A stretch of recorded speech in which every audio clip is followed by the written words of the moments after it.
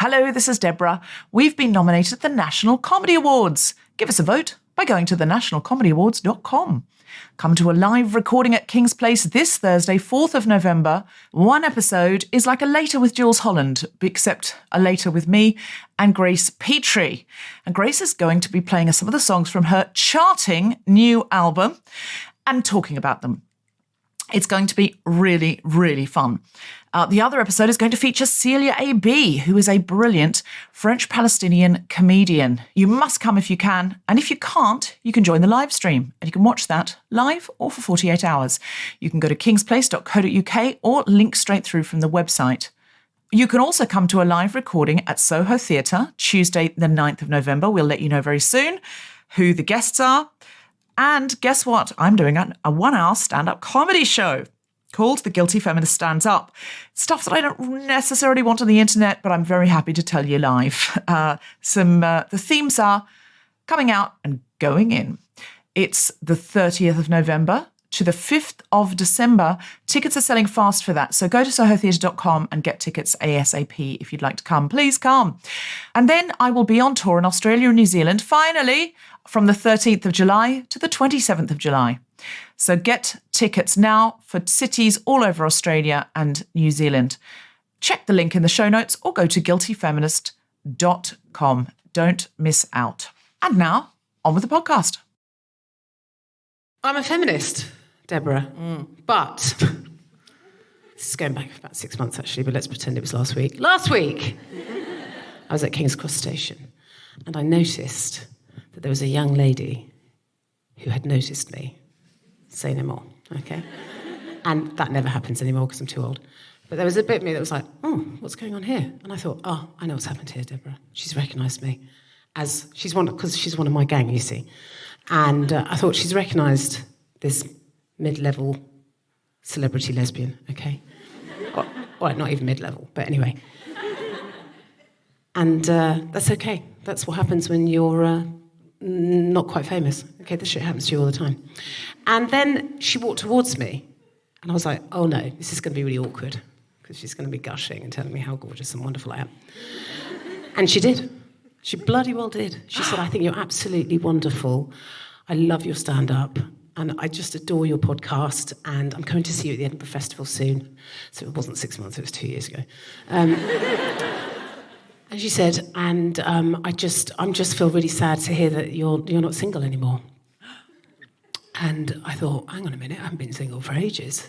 And then I sort of realised I hadn't really been listening to her because I'd been in the glow of this sort of adoration. And I realised she thought I was Susie Ruffle. And firstly, I was like, I don't know anything like Susie Ruffle. And secondly, I thought, Susie Ruffle's 11 years younger than me. I'm not going to tell her I'm not Susie Ruffle. And I bloody well didn't. So you just pretended to be the Ruffle? Well, I kind of, by the point that it was... Too awkward. Yeah. It was too awkward because I'd been going, oh, yeah, great. And I thought, how can you think I'm Susie Ruffle? I don't think she'd ever seen Susie Ruffle live, and she just thinks I'm Susie Ruffle. But anyway... Well, when people mix up people off the telly, they've seen you, they've seen the Ruffle, they've just confused you in their mind. They think it's one of the other, and they've just pinned a name that they've seen on Mock the Week Alive at the Apollo on you. Yeah, but it was That's too many. Happened. I know, but I thought maybe she does think it's me, but she doesn't know my name. But it was when she went, I'm just so sad to hear you're not single anymore. And I was like, I've been fucking single for years, love. I don't know what you're banging on about. Anyway, I should have corrected her and said, actually, I'm, as I was at the time, 44 years of age, and I've got 2 children, and I'm practically married, and I don't know what you're talking about. But I didn't. I said... I know, it is a shame, isn't it? I think she had lesbian blindness. Do you know I had lesbian blindness with Greg Fleet? Do you know Greg Fleet, the Australian comedian? Yeah. Who had a conversation with me. This is back in Melbourne Comedy Festival, 2011. We had this really long conversation, and Deborah, this is no word of a lie, got to the end of the conversation and he went, so, yeah, oh, no, fuck. I was like, what? He went, oh, fucking it. Sorry, mate, I thought I was talking to Zoe Lyons. He goes, I'm wondering where that tattoo had got to. And I was like, are you fucking kidding me, mate? You've just seen a lesbian and another lesbian, and you just think, with the same person because not because we look alike, but because you're lesbians. Fucking what?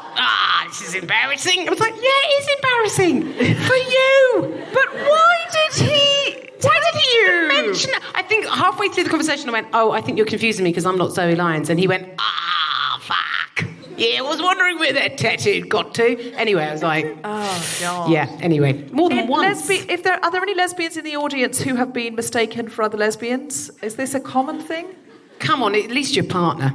I get told I'm Sue Perkins. You get told you're Sue Perkins? But people come up and go, you're Sue Perkins. Or do they go up to you and go, Sue Perkins? Or they've mistaken you for would Sue you like Perkins. to touch my soggy bottom? I mean, I'd take it. Sue Perkins is hot. I'd be, as are you, but equally Bake Off hot. Okay, I'm a feminist, but I may have objectified an audience member just then in order to avoid insulting an audience member by implying that Sue Perkins was hotter than she was. I'm now hitting on an audience, but I can't really see. Her face is entirely obscured by the largest mask I've ever seen. I'm just now, and she's in an audience, it's dark down there. I don't know what her... And why am I rating attractiveness from lesbians from 1 to 10? Why am I lining lesbians up and saying, you're more attractive than her, you're equally attractive? This has got out of hand. I retract everything. I think I'm going to cancel the Guilty Feminist. I don't think I'm a good enough feminist to be doing the show. I just take it all back. You and Sue Perkins are both glorious, hot women and should be in a relationship together. Can I join? Can it be a threesome? Okay, you did. Wish I could stop talking now. I can't. Deborah, you did not take it back. You've just doubled down on it. Yeah. Okay, stop talking. You do one. You do one quickly. Okay. Hurry up. All right, I'm a feminist, but I once drove a van. Has anyone ever driven a van before? Oh my God. How much fun is it driving a van? Woo, it's a lot of fun. I drove a van from where I live in Brighton to Macauliffe Festival. Otherwise known as MacFest. All right, let's say MacFest. And I parked, it was a very long journey, and I parked at a service station, and I went to go get myself a coffee, and I came back, and my van was no longer where I parked it. The van had gone. No, the van wasn't there. What? What had happened was the van was now 200 metres behind where the van should have been, up a sort of curb next to a car. And I hadn't put the handbrake. And I ran towards my van, and there was a man standing next to my van. He looked very cross, and he said, "Is this your van?" And I said, "Yes, it is my van." And he said, "Well, you haven't put the bloody handbrake on, and you nearly went right into my bloody car." And I said, "I'm not even the driver." I said, "I'm afraid that's my boyfriend. I will be having..."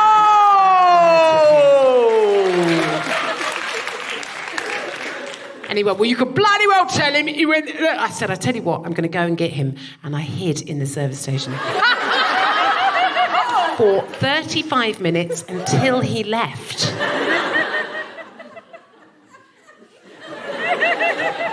You blamed a mythical boyfriend. I blame mythical boyfriends a lot. I've done it a lot in the past, and I will continue to do it into the future because that's what the patriarchy deserves. I'm a feminist, but today I had to look at the production shots for something I was producing, and the picture was of two women, neither were me. And the first thing I said was, "Oh my God, they look so smiley and attractive." And the male photographer said, "And powerful and excellent at their jobs." But they did look smiley and attractive. They did look smiley and attractive. They did. Deborah. I wasn't saying they didn't also look powerful and good at their jobs, but he went, "Oh, cheer up, love. Might never happen. Oh, like, you should smile more." Like, he made so much fun of me for saying they looked smiley. And I did see that was a problem, because it's quite a serious piece that they're doing. And I was like, no. And he was like, "No, attractive's the main thing that they need to look. They're women in the business. That's true." I was like, "No, I take it back." But it was just, I really loved them, and I was just happy for them to look smiley and attractive, because I want to look smiley and attractive. Okay, fine, whatever. Cheer up. It might never happen. Shut up. You do yours. I'm a feminist, but I was having a coffee with a friend who I hadn't seen since before the pandemic. And as she was talking, I put my hand on my chin and I just felt one of those pubic chin hairs. And then all I could think of is, oh my God, I've got a pubic chin hair. How can I get rid of that pubic chin hair? I wonder if I can pull that pubic chin hair out with my 2 fingers. Would it be weird to ask the waiter for tweezers? Basically, we got to the end of the conversation, and bear in mind I haven't seen her for 2 years, I've still got no fucking idea what she said to me, because all I was thinking about was the pubic chin hair on my chin. Were you able to leverage it out? No, I not until I got home, because it was one that really you needed to give it a good old fucking tug. Yeah?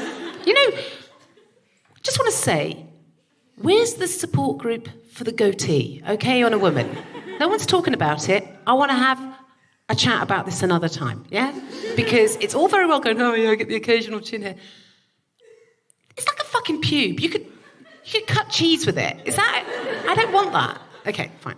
I'm a feminist, but I decided today that my drag queen burlesque name should be misgiving, because I tell everyone yes to everything and then regret it so thoroughly that it works. That's why we're doing this. That it works both when I volunteer and when I'm shouting at the sky, why the fuck did I say yes to this? I've got too much on. Misgiving. It's good. I think you'll agree it's good. It's strong. I like it. It exactly says what it is on the tin. Yeah, I like that. Absolutely. Which is what a drag I think name I might should do a show called Misgiving. I think it's good. I mean, I don't know what the show is yet, but I'll design it around the title.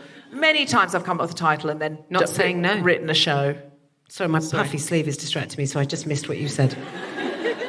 It's so Anne Boleyn, this top. You're never going to wear this again. I personally love it, but I can see that you're just a little bit uncomfortable with puff sleeves. I need to... And a sort of Elizabethan rough neckline.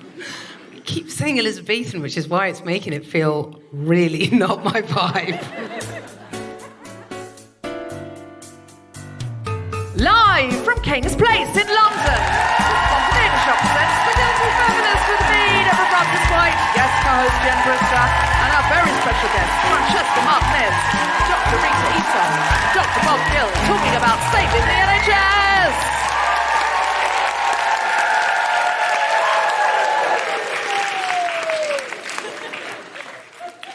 This is The Guilty Feminist, the podcast in which we explore our noble goals as 21st century feminists and the hypocrisies and insecurities which undermine them. I'm Deborah Frances-White, with me is Jen Brister, and we're talking about saving the NHS.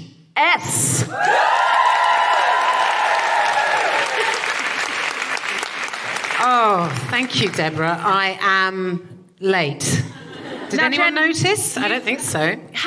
Were you held up by patriarchal train systems? It was the patriarchy that stopped me. And also the fact I was wearing noise-cancelling headphones and I didn't hear them say that the platform had moved whilst on the toilet. Who wears headphones on the toilet, Deborah? Me. I do. Well, I think that's a patriarchal strategy, isn't it? To keep feminists from getting where they need to be going. They don't put it up on the board. They just sort of they just look around. They see feminists with headphones in. They don't think about us. They know. Well, they know what they're doing. They know I'm there for that train. I'm not going to wherever else they go to in other places. I'm going to London. Of course I am. Look at me. I don't know what these puffy things are about. I'm so out of my depth with this top. Anyway, never mind. I have to say, It's not on brand at all. It's not on brand, Jen Brister, but I like it. I'm going lateral. I'm pushing the boundaries. That's what I'm doing. I'm pushing the boundaries of lesbian fash, okay? It's got a touch of the Bridgertons about it, if you It has got a bit Bridgerton, and when I went to buy it, I thought, do you know what? I really like that check thing, but in the picture, you know, sometimes when you buy things, in the picture it was unclear about this shoulder thing. Oh, you bought it online. That makes a lot of sense. And then it arrived, and my girlfriend said, "You're never going to wear that," and I said, "I am actually." And so that's why I'm wearing it. So you're wearing it to prove a point to your partner. That is quite lesbian. That's very lesbian, actually. Yeah. That's what we do. It's in your face. This is a passag puff sleeve. Yep. That makes more sense. Very passag, actually. You bought it because you thought it was houndstooth. It it had a sort of checkered quality to it. Yeah, I that liked makes sense it. because I know you to be a woman of a check. I like a check, yeah. And you thought, I'll get that check. What you didn't realise is it has a whole Anne Boleyn thing going on. And when is it your wife or your partner? Well, we're not. We've been together 16 years. We're still not married. Let's say because girlfriend. Can we have a wedding? Can we have a Guilty Feminist wedding? Can I officiate? Oh God, I'd love you to. Well, let's propose to her tonight. Text her now. Oh, call her. Okay, I'll do it by text. Is that... Oh yeah. Okay. WhatsApp. I'll WhatsApp it. Will you marry me? Oh my God, she's really doing it. This is great. There we go. I've done it. WhatsApp that. There we go. She will at some point message back, and I will read out her message, which will probably be, "Are you having a breakdown?" Well, the last text before that was, "Hope the traffic isn't too bad. Going to get a cab from Paddington." So she might think, oh, she's really, she's melted down. She's having a meltdown. Or she might think, this is the very WhatsApp I've been waiting for. This is what she's wanted all her life. Do you think you know her, what's she most likely to say? What's the matter with you?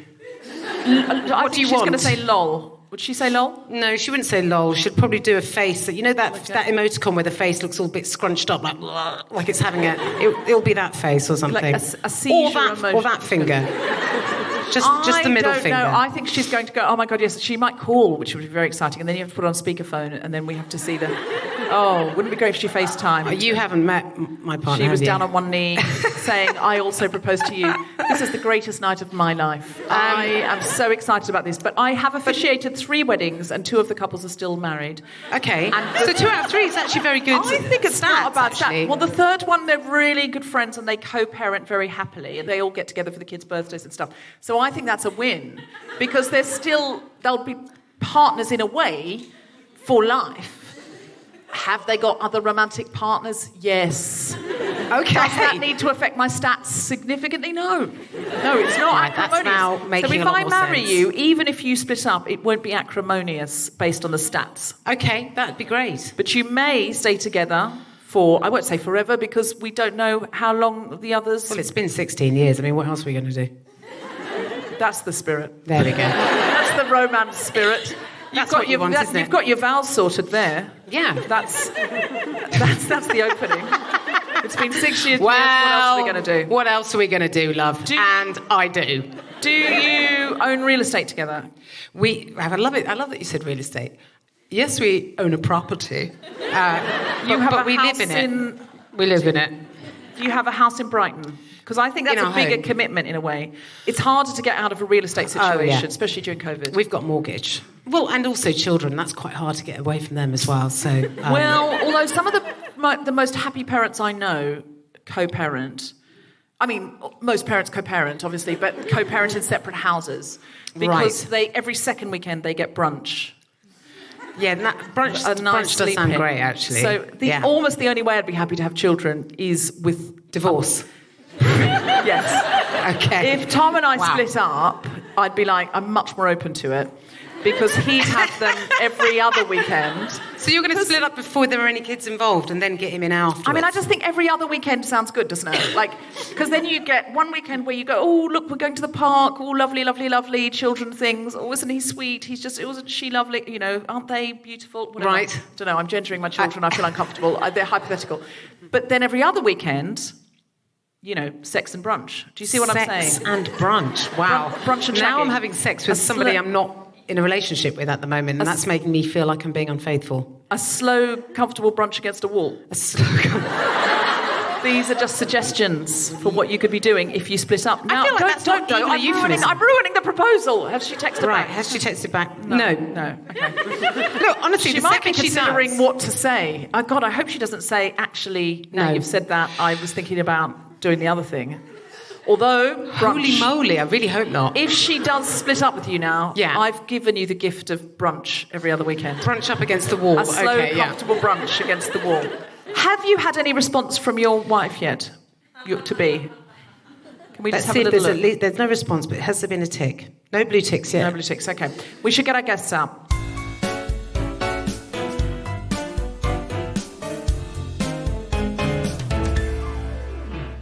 Hello, Guilty Feminists. It's Jessica Regan here, and I am delighted to be announcing our Big Speeches winter workshops.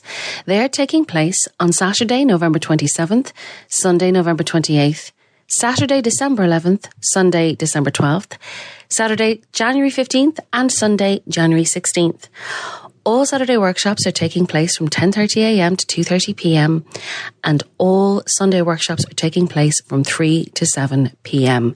So hopefully, whatever part of the world you're in, there's a time slot there that suits you. We are keeping the workshops online as that makes them as accessible and inclusive as possible, and we're all about that at the Guilty Feminist. So please go to guiltyfeminist.com/big speeches to secure your place, or indeed, this could be a Christmas present for someone that you think might need a confidence boost. New year, new you, whatever your motivations, we will be delighted to see you there. Places do book out fast, so act now to avoid disappointment. And of course, as always, there are heavily subsidised places available.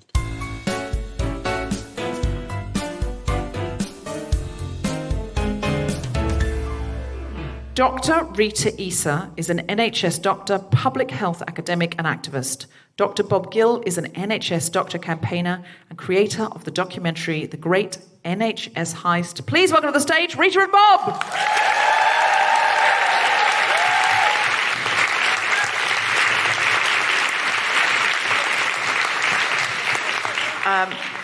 Rita, hello, thank you so much for coming out, Dr. Rita.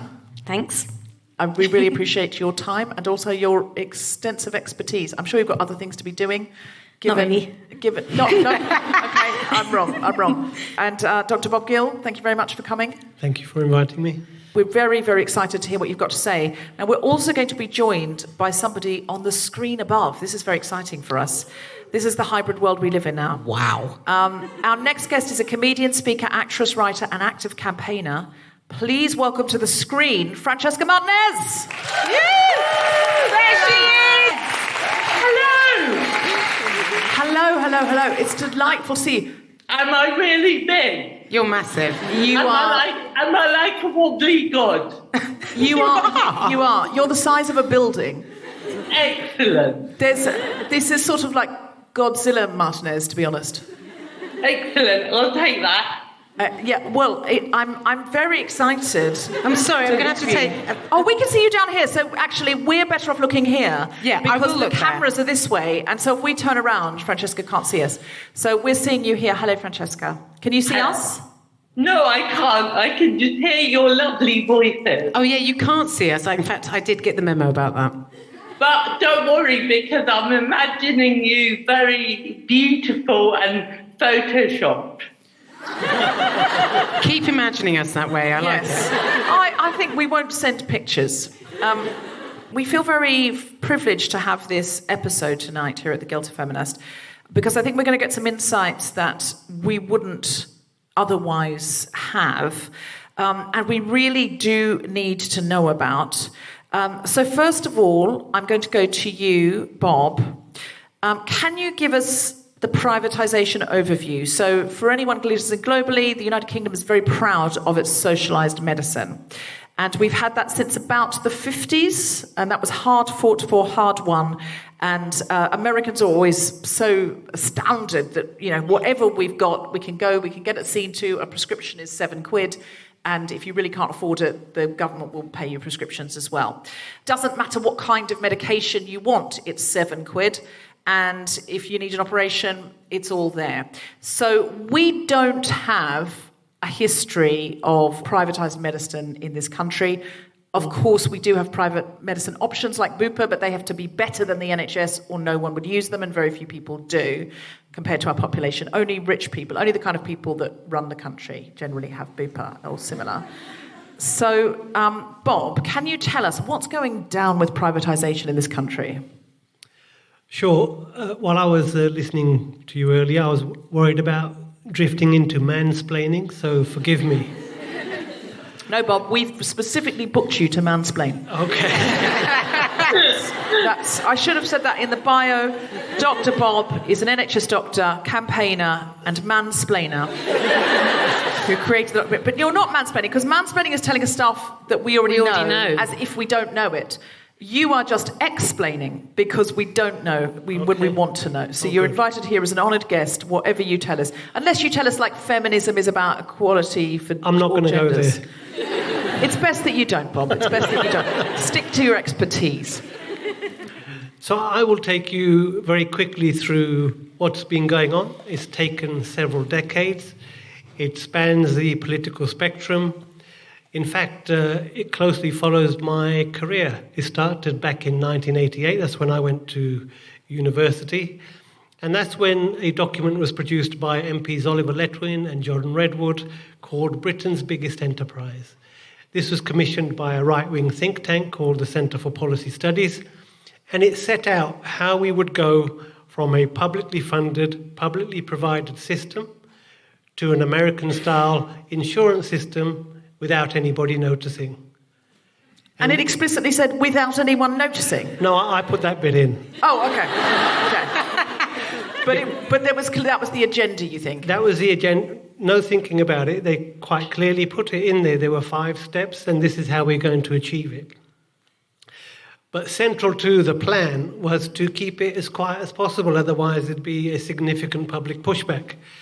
And what they've actually achieved, I've explained this as running a marathon, the privatization marathon. They've done 25 miles, and now they've come back to the stadium. This is the final stretch. What they've achieved is introduced a market, a totally bogus market up until 2012, where you had the buying and selling of healthcare services within the NHS. They've installed a very bloated managerial structure which sucks out a significant proportion of the healthcare cost, and they have set up the NHS assets to be stripped.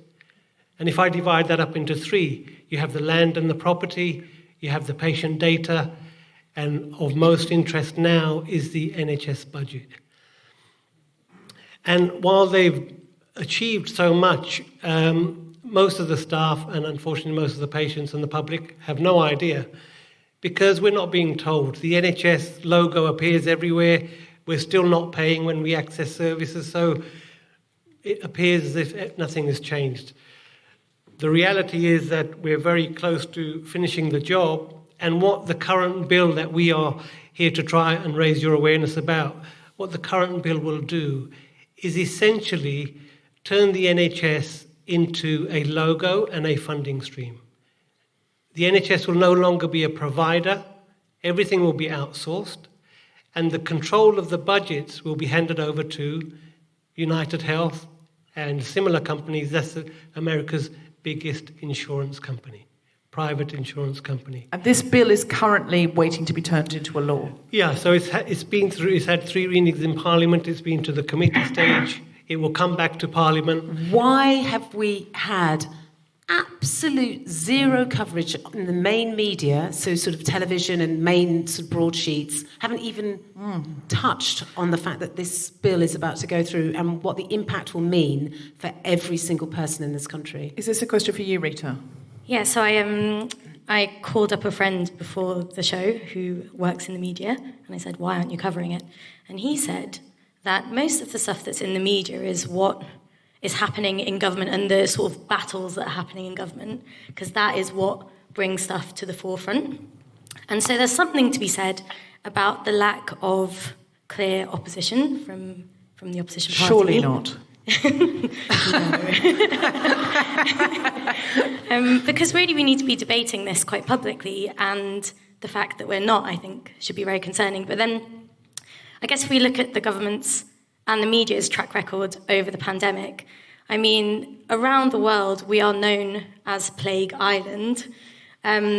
We have the second highest... official nickname around the world? Official nickname. Plague Island? Plague Island. No. We currently have the second highest rates of COVID in the world. And if you just read the UK media, you would think that we are doing absolutely fantastically. We have a vaccine scheme that has been rolled out to everybody, and we are fighting this and we're on top of it all. But actually, media around the rest of the world is covering what's really happening, and you would just have no idea that was happening. You were telling me backstage about this Italian... What was the Italian headline? Oh, yes, the Italian headline was Johnson and the tolerated death controversy. That was an Italian headline Johnson last and the week. tolerated death controversy. This is how we're seen. We are embarrassing. It's pretty embarrassing. Yeah. So is it simply that Labour aren't taking them to task for this bill? I think it's partly that. I think that the bill is really complicated and dense and quite difficult to understand. And I think there's definitely a vested interest from the government for people to not really know what is going on, because I think if people did know what was going on, then they would get angry about it and then there would be pushback and opposition to it. I understand that, having spoken to Francesca as well about this, how complex this is. And I misunderstood what was happening when Francesca first approached me and said, I'm involved with this campaign. And I believe that what was actually happening was that the NHS was being sold to US corporations. But that isn't what's happening. What is in fact happening at the moment? Yeah, selling is the wrong word. It's about handing over control. What these companies are interested in is holding the budgets. And how do insurance companies make money? They make money by denying care. This is a fundamental business plan. If anybody understands how the American system works, they pay out if you're straightforward and simple. Soon as you become complex and expensive, they look for reasons to dump you, and they have barriers to access. You pay out of pocket before your insurance policy kicks in. Now, all of these financial arrangements prevent people from seeking help in a timely manner. Not only is it endemically fraudulent, it will cost twice as much either through taxation or as an individual. So we're getting a worse service which will cost more and lead to a lot of preventable harm and death. Now, that is not an easy sell for politicians, but that is exactly what they're enabling. But what's in it for them? Are they just Batman villains, or is there something in it? What are they getting out of that? Well, just look at what our former prime ministers have been doing. Tony Blair's done very well since his tenure as prime minister. David Cameron recently got involved in this Green Seal scandal where he was helping a financier enter into NHS financing and supporting the salary system within the NHS. Nick Clegg has got a very lucrative position on Facebook. So no longer is politics a commitment, a principled occupation. It's just a career path to exploit and capitalise on it after you've left office, I'm afraid. For corrupt purposes.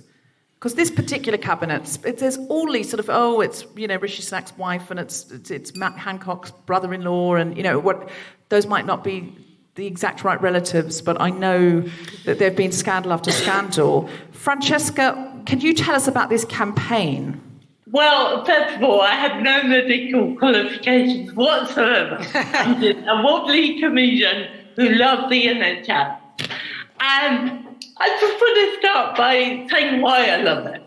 Because like millions, I grew up with it. It was a normal part of life. And I guess I was almost complacent with that. And it was only when I started to travel that I realised, wow, what a rare thing it was and how lucky we are to have it. Because most countries do not provide universal healthcare. So the idea that we provide that to everyone, regardless of status or money, is a pillar of a truly civilised society to me. And I'd like to remind us all that it's not free. We all fund the NHS. And that's a point that often gets forgotten, I think. But I think that growing up with the knowledge that you and your family are able to access quality care whenever you need it, I think that really has a deep effect on what kind of society you create. And I think for me, it imbued me with a real peace of mind and also an expectation of a society that cares for all equally. So it definitely defined my wider political views with a deep belief in human rights and the healthcare is a commodity that shouldn't be bought or sold. So I think it's interesting to see that our government already commodified education. So it shifted that away from something we can all access to something that which can only be accessed by those who have money. So my fear is this: if the NHS is privatised, we will not only lose what was once the most efficient and affordable healthcare system in the world, we'll also erode the very fabric of our society. And my personal view is that I think the government wants to create a society where there is no social responsibility, no compassion, no support network, and most importantly of all, no expectation of help. I think it wants to mirror America, where if people fall on hard times, they're just on their own. They're in a dog-eat-dog world where governments don't serve the majority, but serve the elite interests of their donors. And I heard recently that a yearly poll in America showed that their number one concern for people is becoming ill. And I have a friend in America who recently broke her hand, and she had no health insurance, so she was told to bandage it up and let it heal.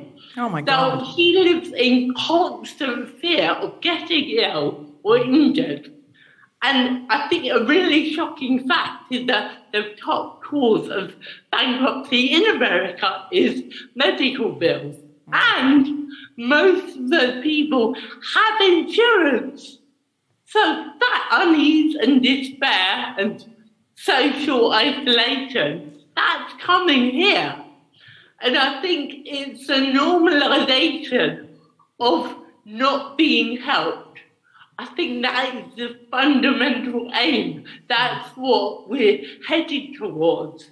And I think it's part of the climate, a political, corrupt climate, if you want, where government policy is dictated by profit and not by human need.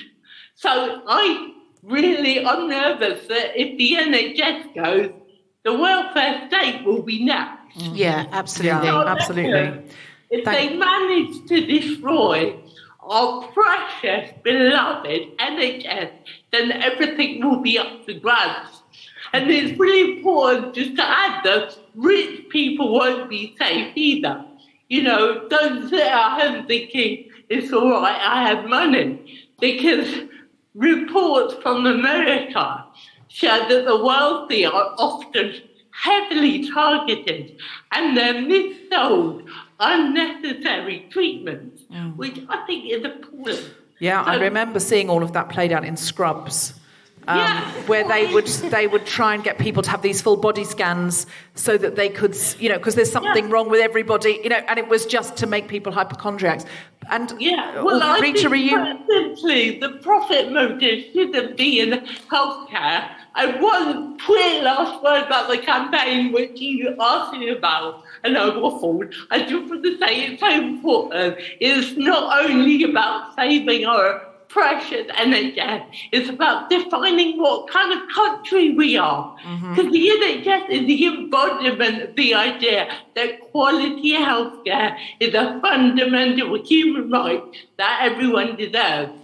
And the idea that we collectively fund our care of each other is a beautiful one and should be fought for by all of us. And the Without campaign, that, what do we become? Well said, Jess. There's certainly a lot of support for that in the room, and I know that there will be when the podcast goes out. The campaign website is yournhsneedsyou.com, and it launches this Wednesday, the 27th of October. Is that correct? Yes. Yes, it is correct. And there's 5 actions on there that you can take, including emailing your MP and lobbying them not to vote for this awful bill. Okay, so we'll all do the 5 actions. Yeah. Jen? Oh, yeah. What? I'm going to do all of the actions. I just wanted to ask Dr. Bob I wanted to ask you another question very quickly. You've got time. It doesn't have to be one last question. We've got plenty of time. Because, again, I'm getting all of this from Francesca. She's my oracle. But she said to me that I should definitely ask you about renationalisation of the NHS would be the actual only way, because even if this bill is overturned, it doesn't mean that the NHS is safe, does it? No, because the private corporations are already embedded within the NHS. We need to pull out the market, which wastes at least 10% of the NHS budget every year. We need to undo the toxicity of private finance initiative debt, where the NHS estate has been saddled with very expensive, unnecessary debt, which is being used as an excuse to flog off the land, right? This is a premeditated financial collapse of the system, so that needs to be removed. And we need to get rid of this bloated management bureaucracy, which is purely required to run a market and has no interest in delivering safe care. But one thing I want to mention is, how do these companies make profit? We've already talked about the denial of care, but it's also about cutting costs. And one way they cut cost is to make sure that they have the cheapest staff, not the best qualified staff. So you have a race to the bottom in terms of standards and in terms of numbers of staff. So you have unsafe staffing, unqualified people or less qualified people having to give you poor or second-rate care. And that does nothing for you as patients, and it does nothing for the healthcare giver who ends up suffering the moral injury of having to supervise neglect. So what you're basically saying is that they're trying to make doctors less skilled than the doctors that we have at the moment. They're replacing them. They're replacing them with, with people that aren't as qualified as the people they want we have because right it's now. cheaper. Part of this bill is to deregulate the profession, so you don't need deregulate doctors. No. You can't deregulate doctors. No. Well, they want to remove the requirement to have qualifications to deliver health. What? Yes.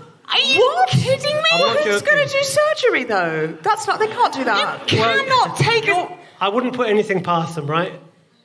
So what they want to achieve is called de-skilling and task shifting. It's how Task shifting, de-skilling. Yeah. Seriously, they're talking about this. They're saying, can we de-skill? What does this mean, though? Explain, please. Well, it means instead of seeing a doctor out of hours, which you used to, now we have 111, which is basically a school leaver looking at a computer screen, right? Now that's going to be replicated across normal hours GP service delivery. Have you noticed GPs are being scapegoated at the moment? Yeah, I have. This is no accident, right? So we're in the phase of the managed decline of the NHS. We're having reputational damage inflicted on the NHS. People's experience is getting worse and worse. And the government aren't going to say, well, this is our fault because we deliberately defunded it for 10 years. They're going to say it's the GP's fault. Oh, no. They're hiding from patients, and that's where we are. Yeah, that's sort of what I want to come in on, which is to say that the NHS right now isn't perfect. And so when we say we need to be protecting our NHS, I understand a lot of my friends, a lot of my patients that I speak to say, well, I find it really difficult to get a GP appointment, or I'm not getting the quality of care that I want. And I think that is part of the process of this managed decline, because then it means that we start thinking, okay, well, the only option must be bringing in this private healthcare company. That is something that has been premeditated and planned. I think we went into the pandemic 40,000 nurses short. We spend less than half of what other comparable countries do on healthcare. We have half the number of hospital beds per capita. We're already in a state where the NHS is basically on its knees, and it's only really being held together by the goodwill of the staff that are in it, really pulling their weight. And then the way that the media and government respond is by scapegoating very publicly. And it opens the way for privatizations and for alternative options to come through. But what I would say to everybody here and to everybody listening is that the first thing that we need to do is educate ourselves and know what's going on, and then also hold our policymakers to account. Like Francesca said before, we are the ones who pay for the NHS. We are paying for a service out of our taxation. And when we pay for a service, we need to expect a certain standard of care. And if that means that you want to be able to speak to your GP or access certain medications or whatever else, that is for you to decide. Like, you are the public that are paying for this. It is your NHS, it's your service. And yeah, we need to take back democratic control of it. I worry, though, about burnout for doctors and nurses because they're understaffed. I feel like we end up blaming the people that are there. It's a bit like, I had a headmaster who on the last day of term every year would be furious that half the kids hadn't turned up. So he would round up everyone who had turned up and put them on the parade ground, and he would shout at all of us, because this is a disgrace. How dare people, the school year ends when the school year ends, how dare people not turn up? And we're the ones that have turned up. Why are you shouting at us? They can't hear it, they're not here. And I feel like there's a bit with the NHS, is that people say, well, this quality of care isn't good enough, and blah, blah, blah, but you're shouting at someone who's turned up despite the fact that they haven't had a pay rise in 100 years and they're being overworked during a pandemic. How do we take care of our staff but also hold our government to account? Yeah, so there's a survey that was done by the British Medical Association, and it found that over 50% of doctors have depression, anxiety, burnout, or facing severe stress at work at the moment. That's half of the medical of doctors right now. And then a survey that was done by the Healthcare Workers Foundation found that 3 in 4 health professionals over the past 12 months have considered leaving the profession, which is the state that we're currently... We really are fucked up. Yeah, I mean, I know of 2 doctors who have left the NHS and wouldn't... Where have they gone? Private. But it's the same here, though, isn't it? Doesn't everyone who works privately work for the NHS as well? Yes, they generally do, don't they? Generally, to maintain your sort of qualification, you need to stay... With the NHS. Partly in the NHS, Yeah. I think what we need to realise is the medical staff and the patient's interests are wholly aligned, right? You know, as taxpayers, as patients, we do not want tired, underpaid, demotivated, burnt-out staff. Would you want a surgeon to operate on you who isn't well supported, isn't properly qualified, and is looking for a way out? Or would you want somebody who is rested, competent, and able to deliver safe surgery? I'll take the rested, competent one, please. Right, so we need to know and realise we're on the same side. It's the politicians who are against us and the corporations they are serving. It's really hard to get that message across, and I think post-pandemic and everything that's going on with environmental, with COP26 is about to happen, I think people are overwhelmed with the amount of horror that we're faced with globally. We've got the refugee crisis, we've got an environmental crisis, we've got... That's why they're bringing in so many bills at the same time. We have to fight the policing bill. Exactly, the policing bill. They're pumping sewage into the sea. Yeah. It's just... We've got Brexit. Look, it's too much. And I think when I talk to people, and I've spoken to a lot of people about this campaign, and I've said, let's all get involved, let's try and do stuff. A lot of people are 100% behind it and go, tell me what to do and I will do it. But there is a percentage of people who I think are like-minded, who are like, it's too late. What's the point? It's done. And you know what? I'm knackered. So what can we do to challenge people's apathy and encourage people to get involved? And is there any realistic way of stopping this bill, given there's a huge Tory majority? Like, seriously, how hopeful are you? And I don't even want to ask that. I just want to pretend you're super hopeful. But I need to know the truth. I'm really feeling like I need the truth here. I'll maybe answer the first bit and I'll let Bob answer the second bit. Okay. But Nye Bevan, who founded the NHS, said the NHS will last as long as there's folk with the faith left to fight for it. And reading over that quote again, it got me thinking, what makes me fight for things? It's when I feel like there's an injustice that's happened, when I feel like my boundaries have been crossed. And I think that government has done this across the board. It's not just about the NHS. So I think if we stop seeing issues as being separate and start seeing them as sort of linked up, actually that's a way that we can bolster ourselves and bolster our movements and work together in collaboration across climate, the refugee crisis, the policing bill, and healthcare. I think there's ways that we can collaborate around it. I mean, if we just think about the amount of corruption that's happened during the pandemic, billions of pounds paid to Conservative MPs, friends and family members, nurses having to use food banks, old people being treated without dignity, tens of thousands of excess deaths. If we allow ourselves to feel those things, of course, how can we feel anything but angry? And that's being done in our country, in our name.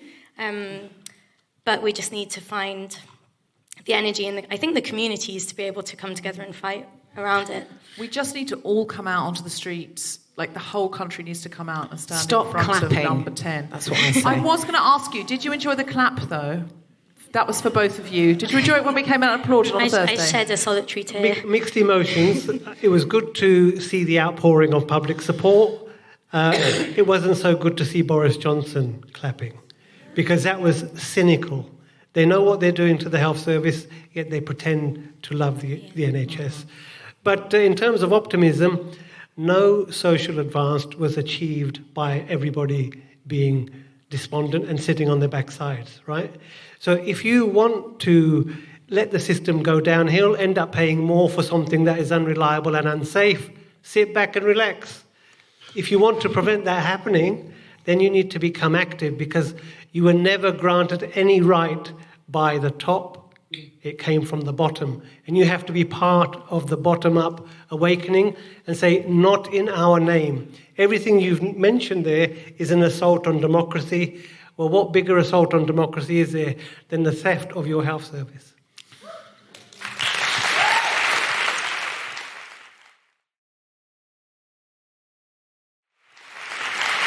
Can I just bring Francesca in, just again, just quickly.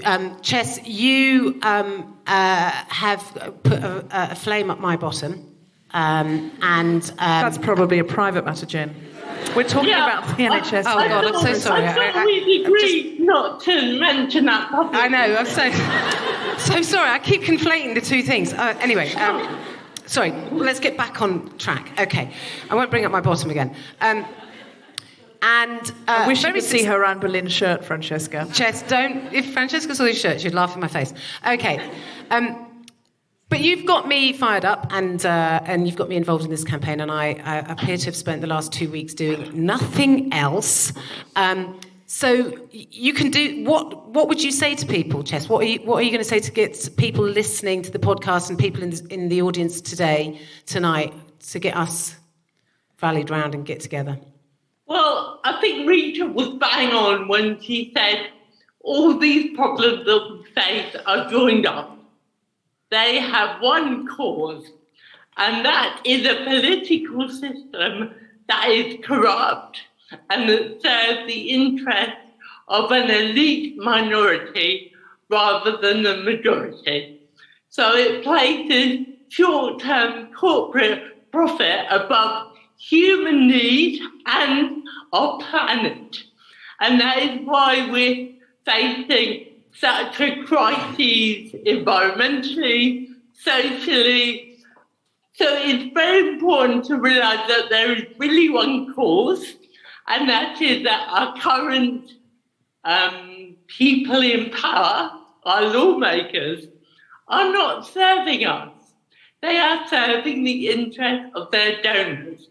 And their donors have corporate interests. And the number one aim is to increase profit.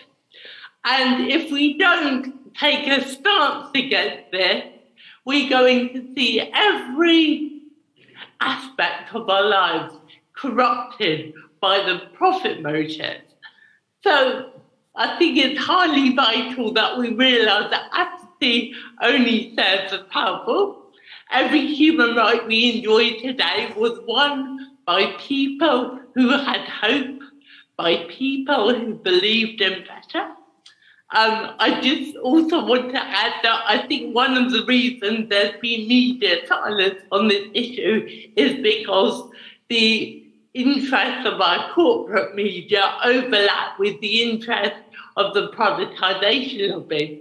And if you look at the Tory party, one of their main sources of money is the private healthcare lobby. So we have many MPs with actually personal financial interest in this area. So when you do a bit of digging, it does become very obvious why this is happening. It's happening because it's making a few powerful people very rich.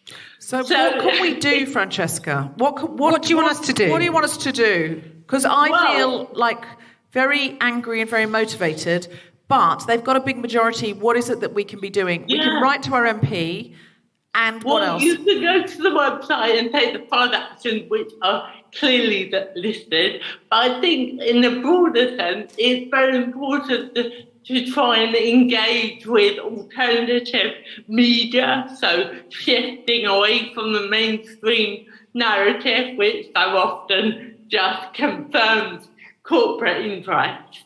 And beyond that, like Bob said, don't let them take your hope, because if they take our hope, we have no chance of change. And if you look throughout history, every human right we do enjoy today was won by people who kept hope, who believe in better. When you spoke before about feeling overwhelmed, all the bills, the sewage, the police bill, that's an overt tactic of the powerful. While they've got a big majority. And to make us feel powerless.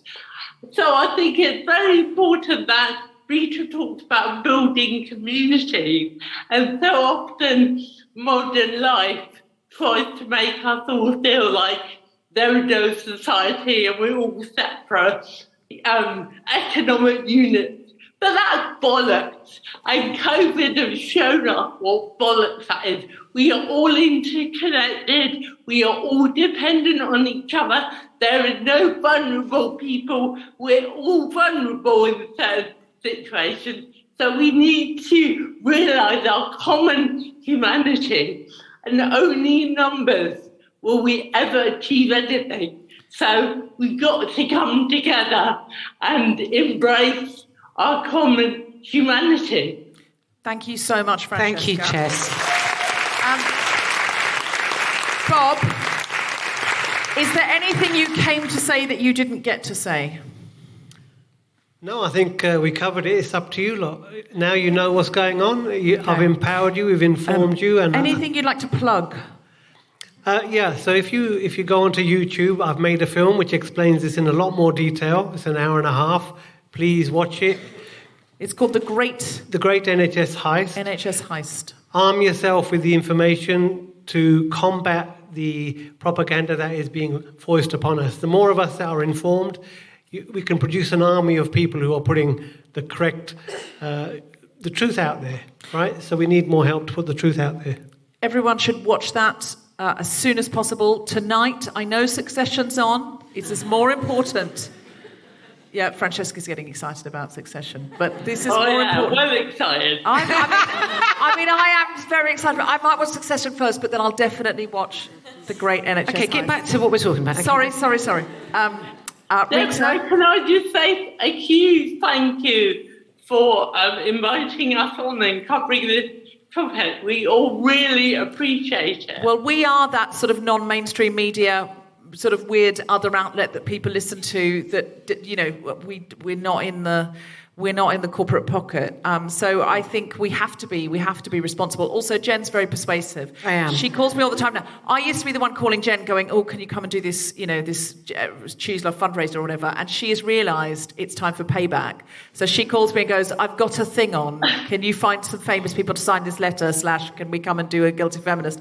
And I'm so delighted because it's great. When somebody I love and trust is bringing me stuff. And what an amazing panel for us tonight. I have one more action, actually, people can do. A big part of our launch is we've got loads of amazing people, including your good self, doing videos for us. But I haven't done my video yet. we want is we want the public to film videos saying what the NHS means to them, and share their own stories and plug the website, because that is the only way this is going to go viral and have a chance of creating that traction and that mass movement. Great. So can everyone get their phones out now? And you need to because this website's going live on Wednesday, so you need to make a note. You have to make a video saying why you love the NHS, how the NHS has been there for you, and now you're going to be there for the NHS. You need the NHS needs you, etc.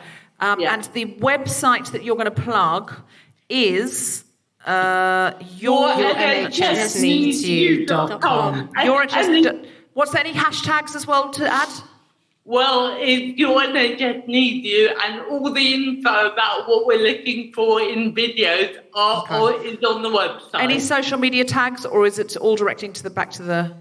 Well, we are just thinking of Your NHS Needs You because we're very boring people, really. Okay, great. All right. So Your NHS Needs You, and you can tag in these guys, tag in the Guilty Feminist if you want.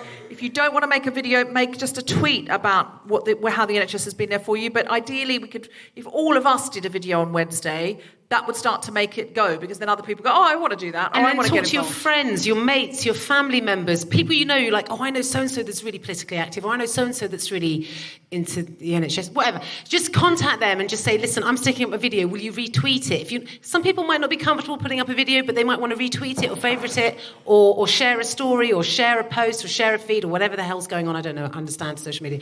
But that is the most important thing. You could do a TikTok, you could top tick it, you could reel it, you could spiel it. I don't know what you people do. Just get on the old socials. Snapchat it. You could snap it. You could do whatever you want. And then what we want to do is on Wednesday and for the next few weeks, we just want every time you look at your phone. Up it comes. Because we're responsible. Some We're the media. obnoxious person like me is going blah blah blah blah blah. Yeah. Think of yourself as a broadsheet, and we collectively can be a broadsheet. We can be a television network. Rita, is there anything you came to say you didn't get to say? I mentioned before a survey that was done by an organisation called the Healthcare Workers Foundation. They were set up during COVID, and they are providing therapy, childcare services, care packages to NHS and care staff. If you're that way inclined, check them out. They're really great. What are they called? The Healthcare Workers Foundation. And we can donate directly to them? Yeah. Great. Yeah. Will do. It's sad that we are donating. I know. Why don't they just I agree. fucking fund it properly and I agree. overfund it? Well, we've just heard why, actually. No, I know. But I'm so ideologically opposed. I still can't really Same. understand I'm with you, it. Deborah. I'm with you. Which is why we're doing this bloody thing. We should start our own. I just feel like I just want to start our own political party. Really. I'm in. Please do. Okay. All right. Listen. This has been such a privilege and a pleasure to have you here. I feel like we're probably going to need a second episode at some point, but I think we'll agree, have to fight this.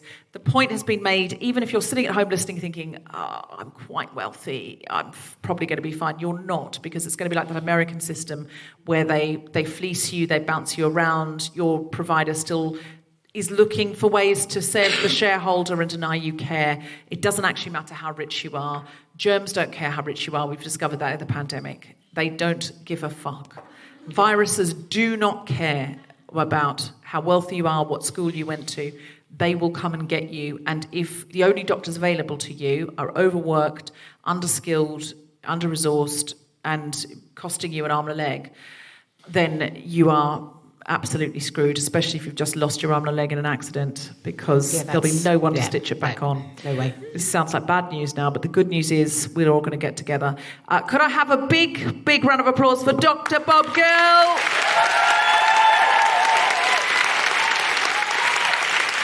Dr Rita Issa? Francesca Martinez? The incredible Jen Brister?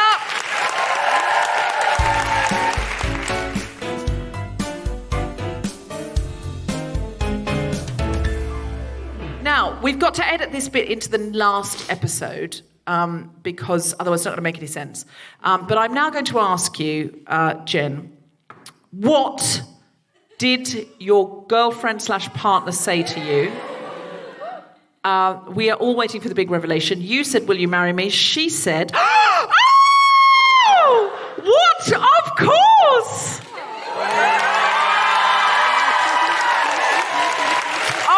God! Can I point out, though? Oh, my God! Wait. Oh, my God! Deborah, wait. Oh, my God! All right. She tried to show me in the hall, and I went, no, show me on stage. It'll be funny. Because I thought yourself. she showed it to me in such a casual way. I thought it must be like a lol type thing. And I said, no, it'd be funnier on stage. She said, of course, you've proposed. Yeah, but I'm a feminist, but I've made Jen Brister do a really heteronormative thing and propose to her partner of 16 years. Yeah, so I just want to point out that it was what at 8:36. Then nothing. And then nothing. Because you didn't get back. And then at 8:38, of course. So it wasn't what, of course, it was what? Oh, of course. No. It was, what? Oh, and then when you didn't reply, she thought, I've upset her. Of course, yes, of course. Have you called her? Have you called her? Can you call her now? Can you call her now? Can you call her now? I'm not going to call her now. Can you call her now? Can you call her now? Please call her now. Oh, can't you call her now? Because she thinks that you proposed. She will fucking kill me. Okay, I am going to... All right, here we go. Yeah, okay.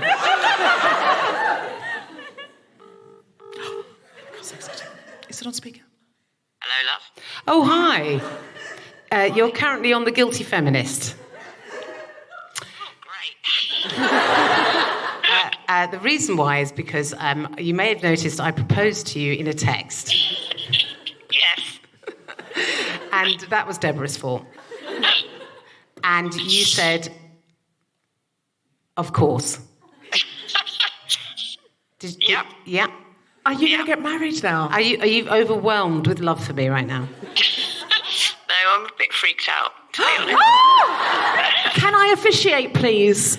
Can Deborah officiate the wedding? I've done 3, and 2 are still married and 1 are still friends. Is that a good hit rate? Yeah, 2 out of 3, but all of them are speaking to each other, and that's hard in marriage. That's a bonus. Of course. Right, okay, we got it. Guilty feminist wedding. We're going to have a guilty feminist wedding. Start planning. Okay, bye. Bye. Oh, my God.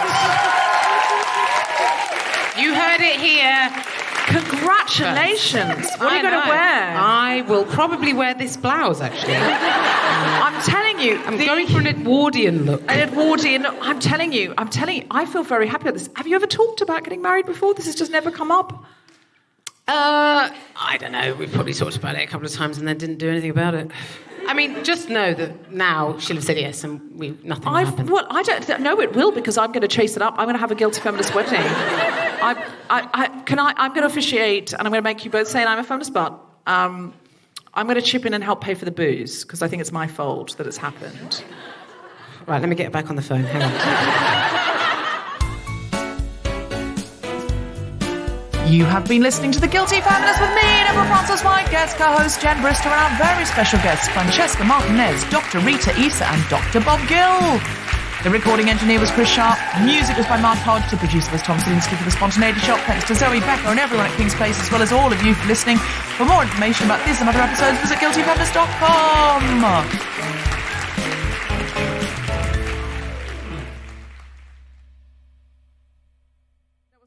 If you're wearing something similar to today, you were wearing a very stylish polka dot blouse, and I can absolutely see you turning all sorts of... Were you here all along, Jen?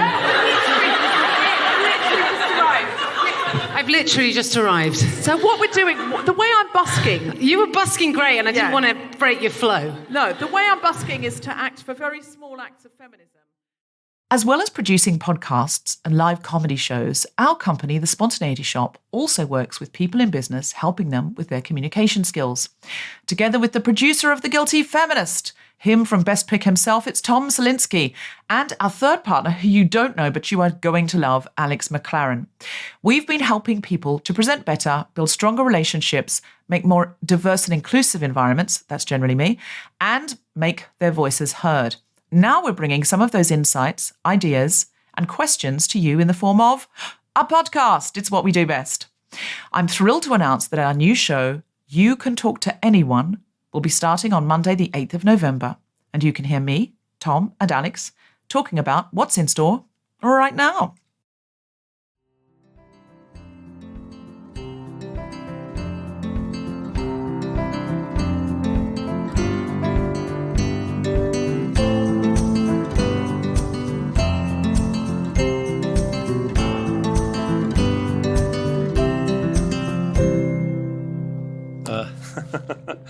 Hello, Deborah. Hello, Alex. And hello, Tom. Hi there. So I'm Alex, as you know, and are we podcasting? We are, yes. I've been podcasting for a while. This was your first opportunity. Deborah, of course, is the podcast queen. Oh, let's not exaggerate. Empress. So It's more appropriate. As you know, here I am, not exactly kicking and screaming, but I like talking in rooms with people, and today we're doing that, which is great. I want to really talk about what it means to talk together, and I thought a great way of kicking off would just be for us to talk about the first conversation we ever had. And I wonder if you can even remember it. Oh, I can remember it really well. I can remember the occasion, certainly. Do you remember the first conversation? Yes. Go yes, for I it. can. So we were doing a comedy improvisation show. By we, I mean Tom and me, with our comedy improv group, the Spontaneity Shop. That's the origin of the name. And Alex had just graduated from Oxford and turned up. Well, actually, I think he'd graduated from Oxford and then Bristol Old Vic Drama School. That's right. And he turned up, watched the show, and clearly had enjoyed the show and not just slunk off into the night thinking, I don't want anything to do with these guys. But I think maybe He must have been on form. Yeah, I think maybe he'd heard that we were good at improvising or had an improvisation company he might be interested in joining. And he approached us afterwards in the pub downstairs. It was the Canal Cafe in London. Yeah, it was. And we were talking to a man called Piers Torday, who is now a children's author, but at that time was running the Pleasance, a venue in Edinburgh, a very famous venue in Edinburgh. And so we were trying to get a slot from him. Piers and Alex had been to Oxford University together. And so when Alex came over with his CV saying, I'm very interested in joining your group or learning improvisation from you and being involved in this outfit, he said, oh, hello, Piers. And they said, oh, remember the days. And we thought, well, we definitely want Piers to like us because we need a slot at the Edinburgh Festival. And so we must, of course, include this old drinking buddy of Piers's. And see, I don't think I'd even put all that together at the time. Obviously, I've heard the story since, but I'm pretty sure that when I was first introduced to Alex, I thought you'd come with Piers, and you were also somebody important from a big Edinburgh venue that I needed to impress and be especially nice to. Yeah. Well, I often, if it's not too rude of me to say, pick up on the finer details of the relationships between people. That is not inaccurate. Yeah. So I assessed very quickly what was going on here. And it was the fact that Alex had his literal CV in his hand. That was a clue. That was a clue. Yeah, that I was like, this guy really wants to be part of us. Now, I thought that made us look good because if one of Piers's friends is sitting there going, I'd love to be in this group. Could you teach me what you know? Could you include me in the shows? Then clearly this is a show worth taking to the Edinburgh Festival. Now, listeners, I need to tell you that we were not offered a slot from Piers Torday. Now, Which I blame you for, Alex. Yeah, I take all the hit. Yeah, Piers is doing very well. I went to see a play of his a couple of Christmases ago. But he did not offer us a slot, despite the clear old school tie bonding that was going on. But we did end up with the wonderful Alex McLaren in our lives. What was your take on joining us that night? Tell us the story from your point of view. So I love this. This is a little bit like when you hear husbands and wives talk about their own perspectives on how they met, and I feel it's very like that. So I did bring my CV to an improvisation show, and I'd never heard of you, and I didn't know your names. I don't think I contacted you in advance because I don't even think I had an email address at the time. So you just turned up to the show? No. I needed a good reason to meet up with somebody who I'd been going out with, and I wanted to give her clothes back. And so she and I met and went to the theatre together. Oh, this was an ex-girlfriend? Yeah. And you had a bag of things that she'd left at your flat? But the point is... I had no idea about this. Tell me more. And I now that you mention it, I remember that Piers was there. I'm so sorry, Piers. But I also remember... Now, am I wrong about this? Wasn't Henrietta Finch there as well, who is now a very famous producer who runs the Donmar Warehouse? Ooh, maybe. What was Henrietta doing there? Was she working for the Pleasance at the time? She was agenting, and she's a pal of.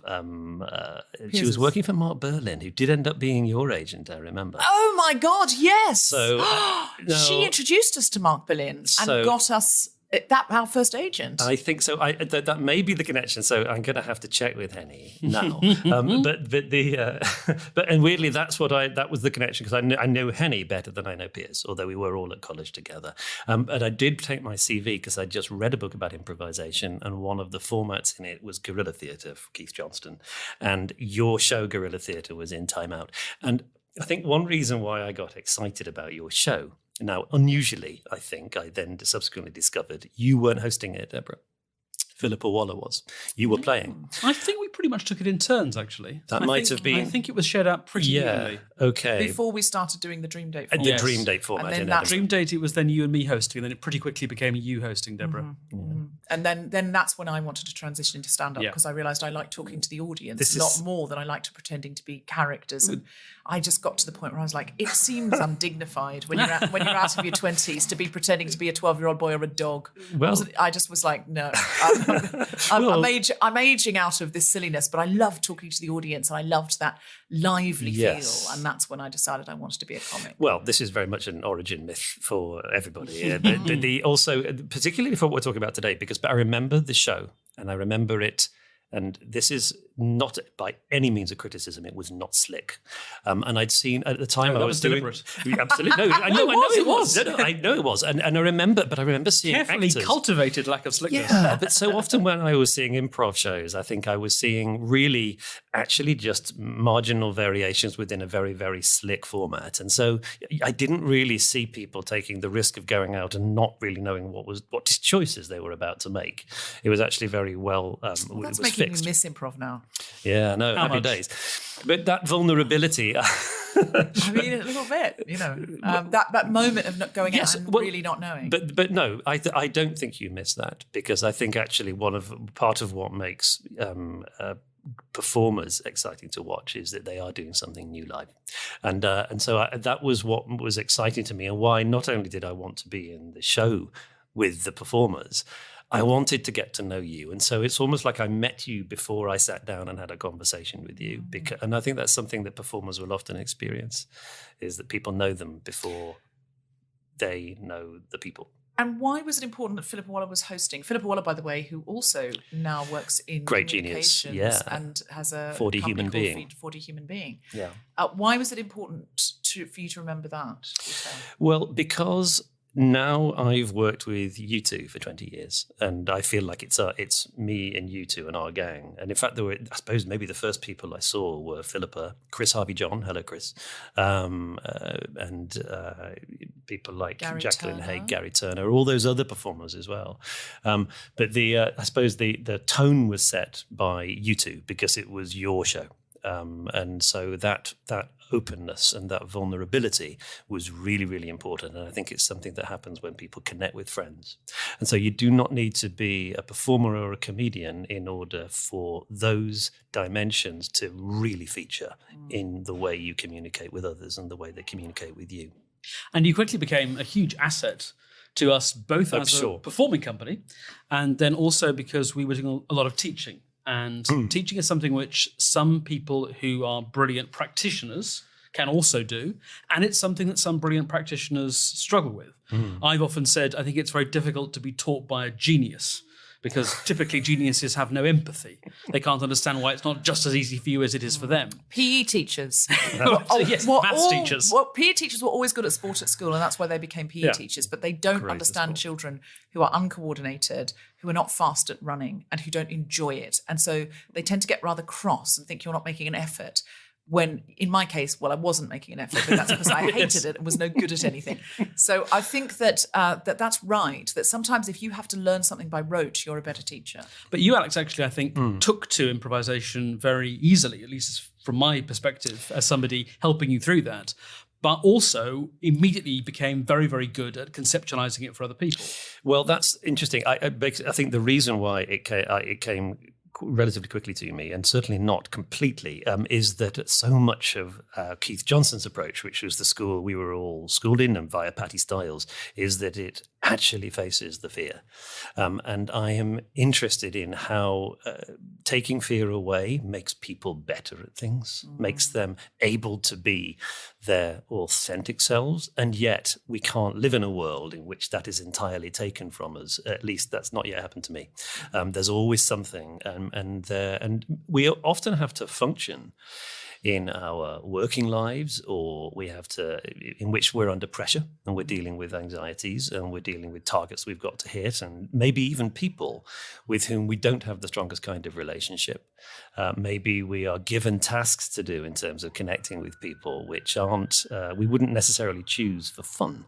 But that is something we all have to tangle with. And I think that at work particularly, there is fear which is invisible because it's so universal.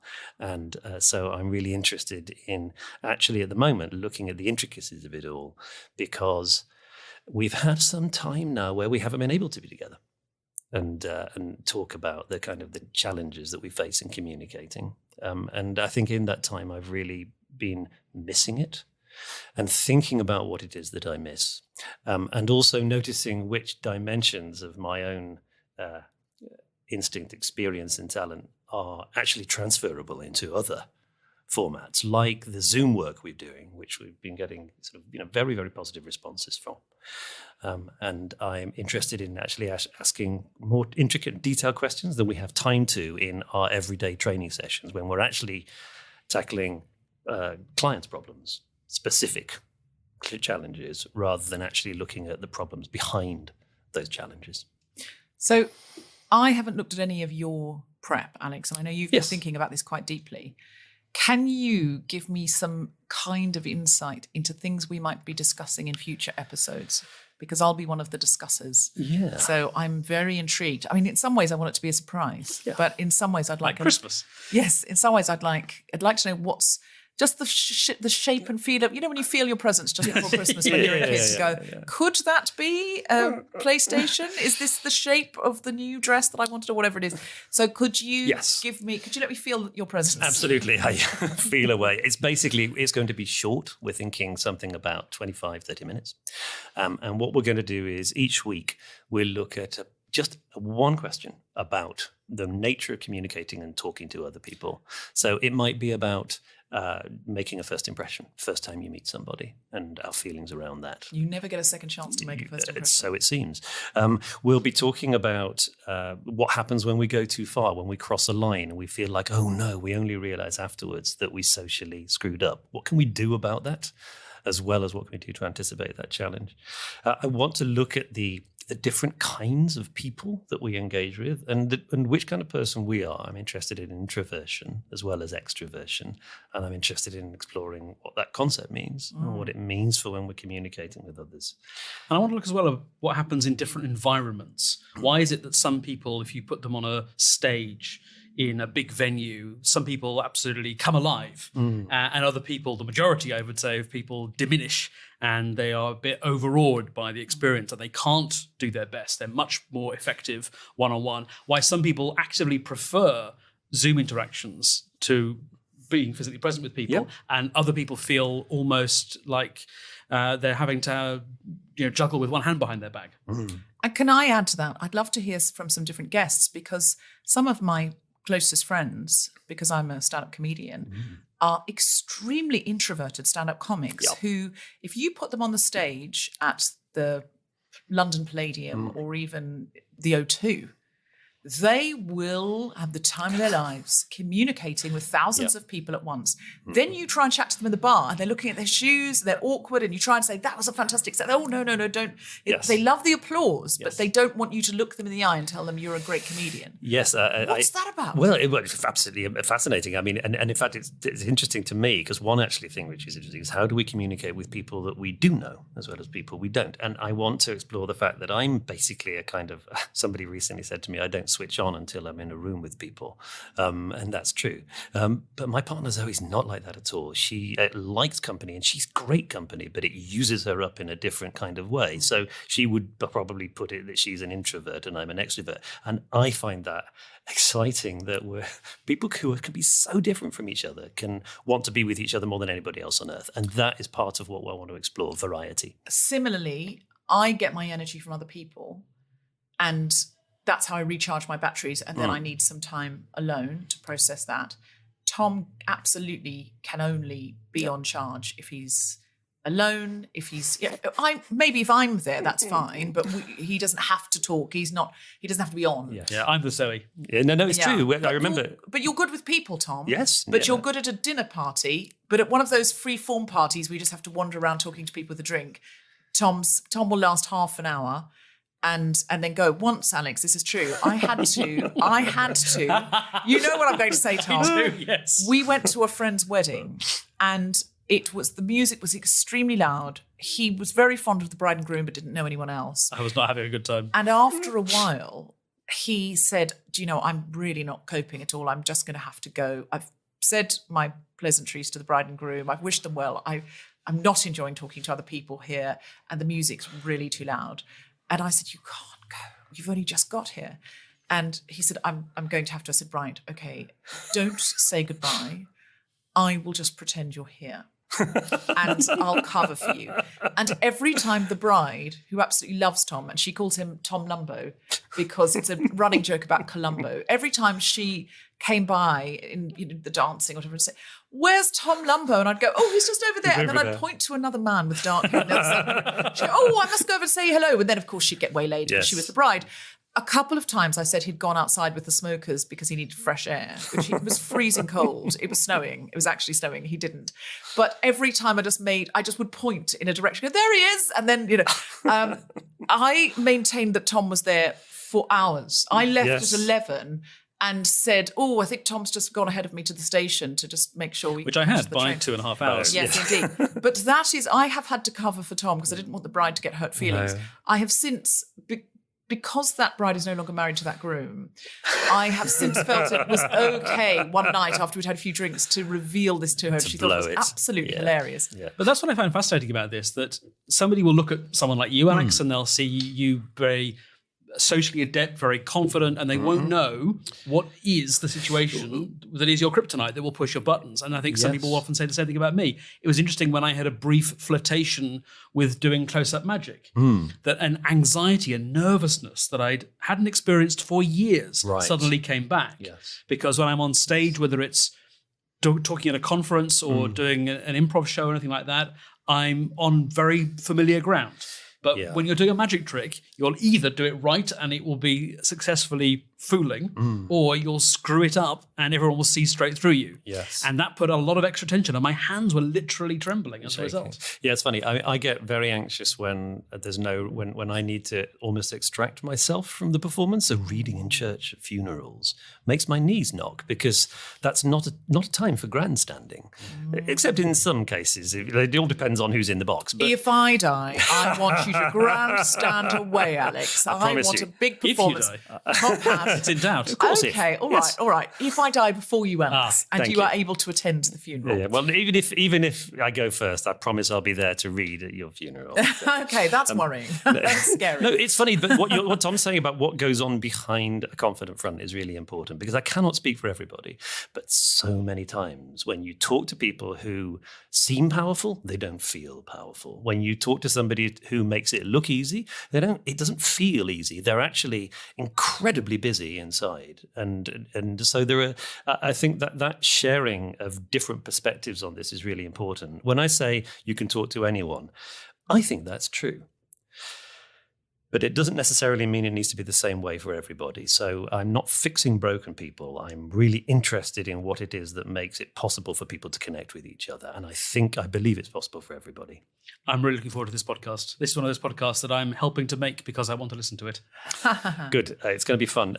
There'll be once a week. Please come and check in and engage as much as you can.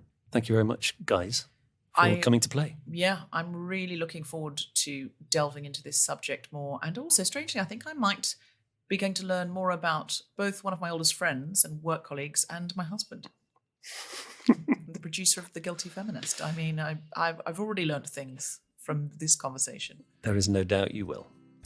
Thanks, guys. See you next week. See you next week.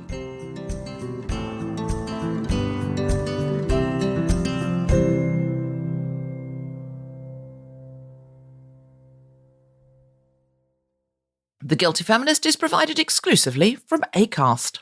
Find it wherever you get your podcasts.